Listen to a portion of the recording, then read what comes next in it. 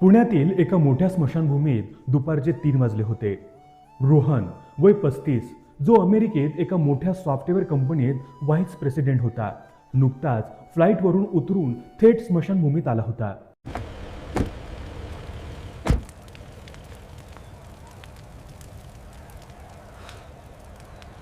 त्याचे वडील सदाशिवराव वय 75 काल रात्री वारले होते. रोहनच्या हातात एक महागडा लॅपटॉप बॅग होती आणि डोळ्यावर रेब्यांचा चष्मा होता.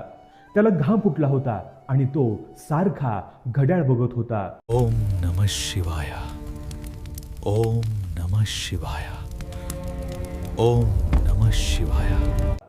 तिथे मोक्ष इव्हेंट मॅनेजमेंट म्हणजेच अंत्यसंस्कार करणारी एजन्सीचा माणूस सुमित उभा होता. सुमितने सगळी तयारी करून ठेवली होती. लाकडं रचली होती, भटजी बोलावले होते आणि सदाशिवरावांचा मृतदेह स्वच्छ आंघोळ घालून तयार ठेवला होता.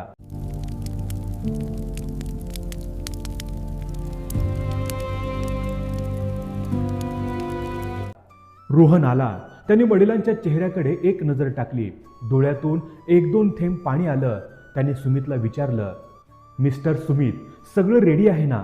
मला 6 वाजताची रिटर्न फ्लाईट पकडायची आहे. उद्या माझी महत्त्वाची मीटिंग आहे.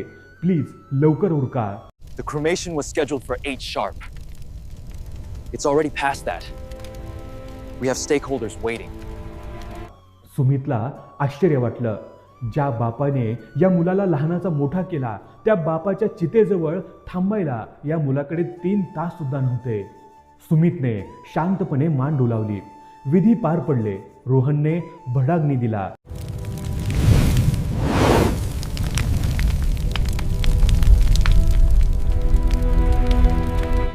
धुराचे लोट आकाशात गेले. रोहनने सुमितला बाजूला घेतलं आणि चेकबुक काढलं. सुमित, थँक्यू, तुम्ही चांगली व्यवस्था केलीत. तुमचं बिल किती झालं? 50,000? 1 लाख? अमाऊंट सांगा, मी आत्ताच चेक देतो. मला परत येता येणार नाही. अस्थि विसर्जन तुम्हीच करून टाका. सुमितने रोहनकडे बघितलं. त्याच्या चेहऱ्यावर एक विचित्र हसू होतं. सुमितने खिशातून एक जुनी फाईल काढली आणि रोहनच्या हातात दिली. साहेब, बिल द्यायची गरज नाही. तुमचं बिल पेड आहे. रोहन गोंधळला. पेड? कोणी भरले पैसे? माझ्या काकांनी? नाही साहेब, 5 वर्षापूर्वी सदाशिवराव आमच्या ऑफिसमध्ये आले होते. ते खूप आजारी होते. त्यांना चालता येत नव्हतं. त्यांनी मला विचारलं होतं, तुमचं पॅकेज काय आहे? मुलाला त्रास नको म्हणून सगळं करून देणार का? आम्ही त्यांना पॅकेज सांगितलं. त्यांनी त्याच दिवशी 50,000 रुपये ॲडव्हान्स जमा केला होता आणि ही चिठ्ठी त्यांनी मला दिली होती. त्यांनी सांगितलं होतं की माझा मुलगा आला की त्याला ही चिठ्ठी दे आणि जर तो आलाच नाही तर तुम्हीच माझं काम करा. सुमितने ती चिठ्ठी रोहनला दिली. रोहनने थरथरत्या हाताने ती चिठ्ठी उघडली. त्यात सदाशिवरावांच्या कापऱ्या अक्षरात लिहिलं होतं, प्रिय रोहन बाळा, मला माहीत आहे तू खूप बिझी आहेस. अमेरिकेत तुला श्वास घ्यायला वेळ नसतो. मला माहीत आहे की माझ्या मरणाची बातमी ऐकून तुला टेन्शन येईल. सुट्टी मिळेल का? तिकीट मिळेल का? मीटिंगचं काय होईल? हे प्रश्न तुला पडतील.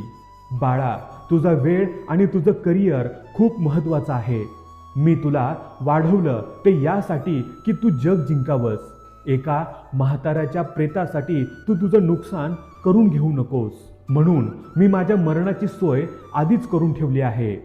एजन्सीला पैसे दिलेत, ते सगळं करतील. तू आलास तर बरंच आहे, नाही आलास तरी मला राग नाही. फक्त एकच विनंती, लहानपणी तुला शाळेत सोडायला जाताना मी तुझा हात कधीच सोडला नव्हता. आज जाताना, अग्नी देताना तुझा हात थरथरू देऊ नकोस. लवकर परत जा. तुझी बायको वाट बघत असेल. तुझाच बाबा. चिठ्ठी वाचून रोहनच्या हातातला चेकबुक खाली चिखलात पडलं.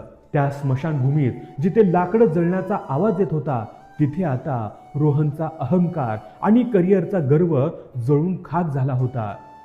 तो गुडघ्यावर बसला. तो ओरडला, बाबा, माफ करा बाबा. रोहनने सुमितचे पाय धरले. सुमित, मला नाही जायचं अमेरिकेला. मला माझ्या बाबांसोबत राहायचंय. मी करोड रुपये कमवले, पण मी भिकारी निघालो. माझ्या बापाने मरताना सुद्धा माझ्या मीटिंगचा विचार केला. आणि मी त्यांच्या शेवटच्या दर्शनाचा भाव करत होतो.